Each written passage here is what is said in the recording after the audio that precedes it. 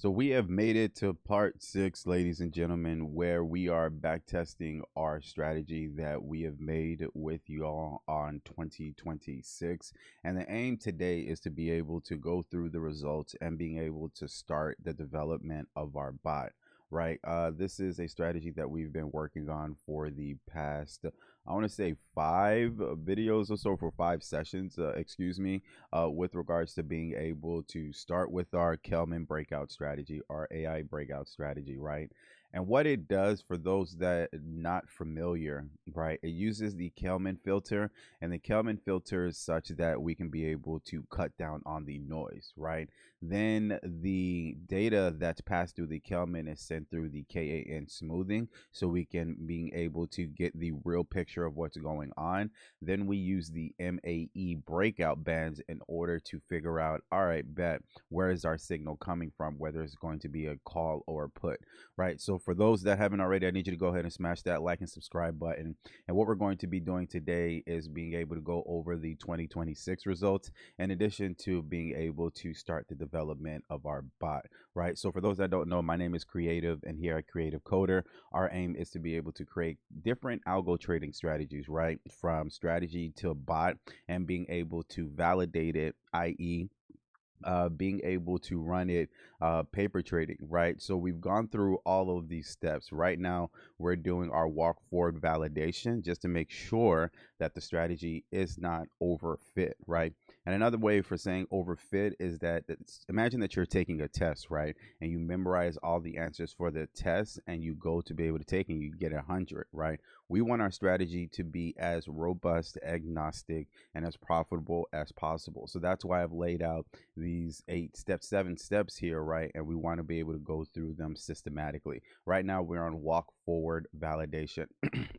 So we went through, we ran the back test for 2026, right? And what is a back test? A back test is being able to take your strategy, drop it off in a time machine, and seeing how well it does in the past. The school of thought is that if the strategy does well in the past, then there's a high likelihood that the strategy will do well in the future. Now, one of the things that we had to adjust is the starting price, right? So when you look at our current strategy, and all of our strategies are going to be Python based, these strategies are vectorized event based files that we've created, right? And one of the things I just want to be able to let y'all know so we can properly discuss is the starting balance, right? So for 2026, we had to increase it to 150 as opposed to where we've been at $100. Reason being so is because the underlying price for QQQ, right, has jumped up a bit. So let's go over and look at the chart real quick so y'all can see what I'm screaming. This is TradingView, and TradingView is where you can come in order to get free charts, right, and being able to get an idea of what's going on. So when we were back testing QQQ back in 23, 24, and even 25, right, QQQ wasn't nowhere near 700. The fact that it's at 700 right now, QQQ is an ETF, and ETF is an exchange traded fund, right? So imagine an ETF like a quilt, right? So you know how your grandmother or your mother or whomever in your family, right, makes quilts, and each one of those quilts has a different patch. Well, QQQ, for an ETF, each one of those patches represents a different company. QQQ is an ETF that has 100 different companies within them, right? And some of those companies, just so we can see, right? Let's go down to the holdings, and Invesco is the one. Last updated May 22nd, 2026. And when I'm recording this, this is May 24th, 2026, right? Of those 100 holdings, these are going to be tech-based holdings. There's a couple of surprises in here that I don't know if they just want a little bit of diversification, but mainly you're going to be tech, right? So you can see NVIDIA, Apple, Microsoft, Amazon, Micron. This is going to be Google, for those that aren't familiar, Alphabet Class A, Tesla, AMD, or Advanced Micro Devices. This is going to be YouTube. How ironic. Broadcom, Meta, right? Let's just go and see if we can see some in the middle. Comcast, Intuit for your taxes. CXC Corp, Monster Beverage. That's what I'm saying. There's a couple of here that's like, wait, what? You're tech, right? The Monster Energy drink, right? They're in QQQ, which is kind of Interesting. Ross Stores in QQQ. Warner Brother. WB is in DoorDash is in QQQ, right? So you can see it's quite. If anybody ever plays 2K, and I'm an avid 2K player myself. Lately, I've been playing more NCAA football rather than 2K, but that's a conversation for another day. Whatever. But the individuals that make 2K is Take Two Interactive Software, right? They're in QQQ, so you can see it's quite comprehensive. So one of the things that I noticed with our current strategy, excuse me, I don't want to cough in your ear, is that the strategy was working fine, right? The only thing, we just had to increase the amount of the starting capital. So normally we start at $100, but for this particular strategy, I had to go to 150, right? Because of the underlying price of the ETF that we're trading. So for all our strategies that we do, I only trade ETFs. I don't trade individual stocks. Reason being so is because it's a little, it gets a little bit more murky, right? I would rather learn the behavior of an ETF that potentially has that stock in there that I'm looking to be able to trade, rather than understanding the individual stock, right? Again, it gets a little bit murky, and I would rather just take my time with it, as opposed to being able to like learn them. But that's my little take on that part. So this is QQQ, again, the top 100 tech companies within the Nasdaq. And as you can see, the strategy, excuse me, started at $150 with this first trade. And this is not always the case, but sometimes we do catch licks, right? But with its first trade, it was able to buy a put option. So what was it? It was bearish on the market, right? So I was thinking the market was going to go do what? Go down. So what happened, it was able to buy a put option, and then that put option cost us $146, not $1.46. Now remember, for every one share of option, excuse me, for every one contract equals 100 shares. That's another reason I love to being able to trade options, right? Another way to say that is leverage, right? So I don't have to buy, if I wanted 100 shares of QQQ, that's 71K, as opposed to just putting up $146, right? Talk about leverage. And we have the delta, that's what's represented here, of 0.40. So this lets me know two things, right? And you're going to see it negative is because puts are going to be negative, calls are going to be positive, right? Let me see if I can find a call for you so you can see that. That's negative. Okay, calls right here, right? Call positive, puts negative. Like it was just bearish as fuck on the market, but whatever.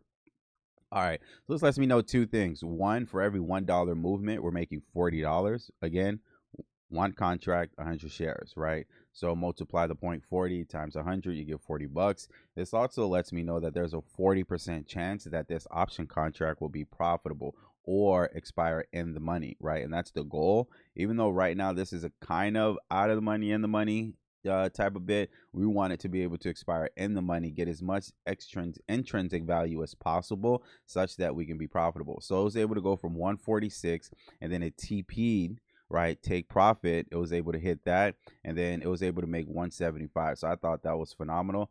So let's just go look at the overall trades, right? The period that we're working with is going to be from April 24th, 2026, all the way until May 22nd. So this past Friday, 2026, whenever you record, this past Friday was May 22nd, 2026. I am recording this as May 24th, 2026. So for whenever you're watching this, but for me, it was this past Friday, right?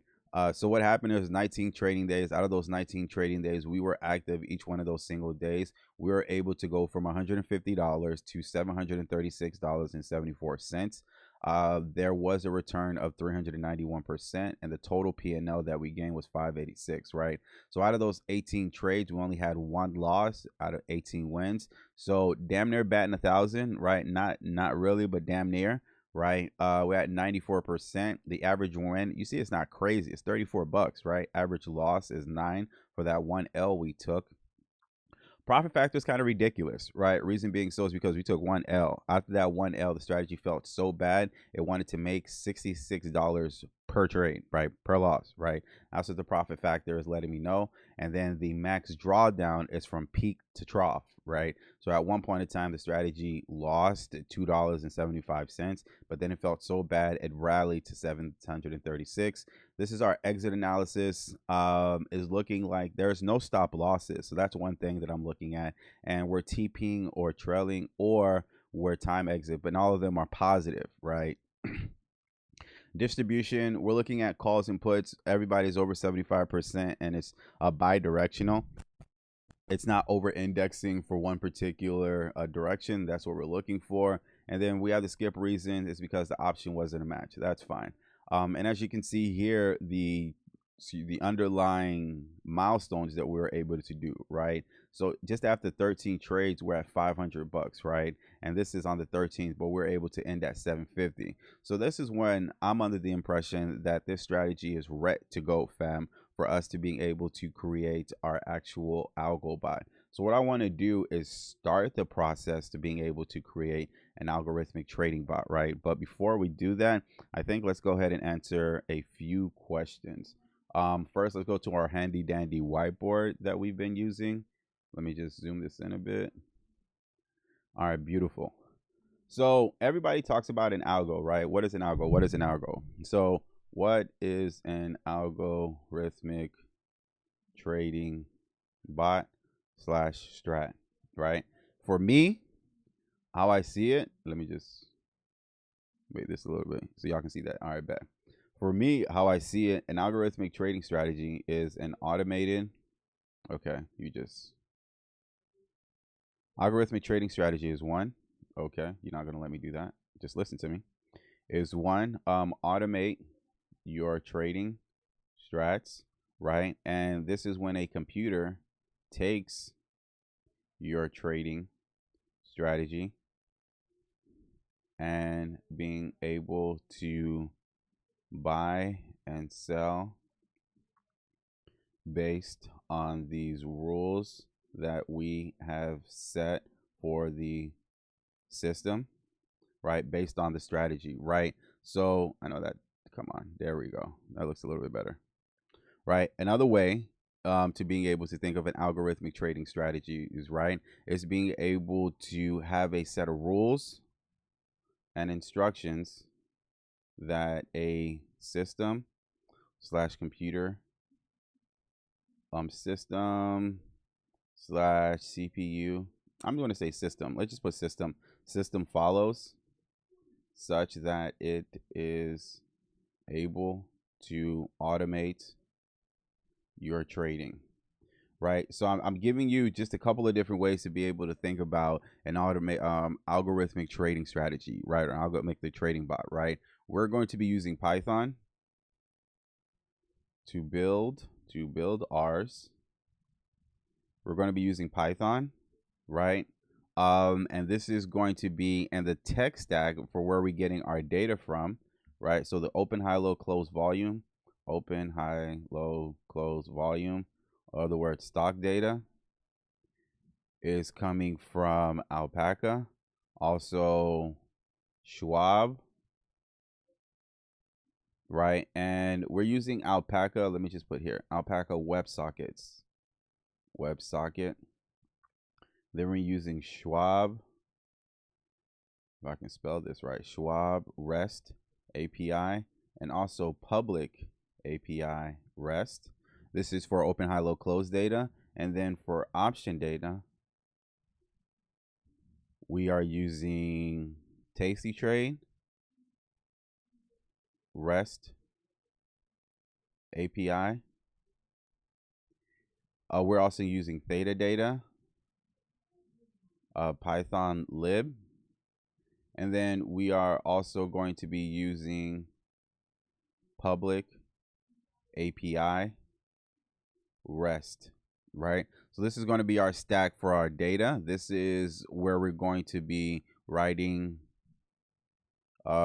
bots are written in Python, right?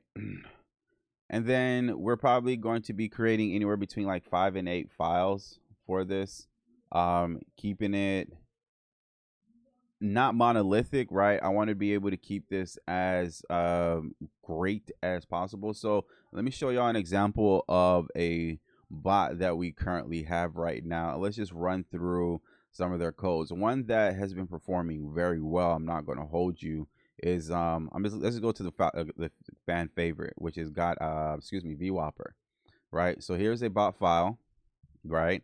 Again, Python based. How do you know it's Python.py? This lets you know a little bit more about the bot. This is an EMA VWAP RSI momentum scrapper, right? Here's the strategy. Here's the times, right? And as you can see, we're going to be creating this such that we have different files that can assist this bot. So not everything is in this bot, right? So just a quick look on how it is, how it works. And what we're going to be doing in the next video, because I don't want to make this too long, is being able to take the strategy that we created and go ahead and make a bot for it. So let me run it so you can actually see VWhopper in action here. So give me a second. All right, here we go. I got to get it in the Conda environment. Let me go ahead and run it so you can see it. All right, beautiful. So this is what we're going to be creating, right? See how beautiful this looks? We're going to be creating a bot just like this, but for the strategy that we've been working on, right? So what it knows, this is the balance. It knows that the market is closed. It knows its current window. It knows 0 DTE, right? Its current balance right now is $144. This bot started at $100. And it only takes 2 trades per day. And its next trading session is going to be on that's Memorial Day, so it's open on Tuesday. Bot has to know that, but I'm going to fix that. Don't worry. Right. So this is what we're going to be creating for the AI Breakout Baby Bot in a moment here. So if you haven't already, I need you to go ahead and smash that like and subscribe button. It's your boy Creative. I'll be back at it again with another episode.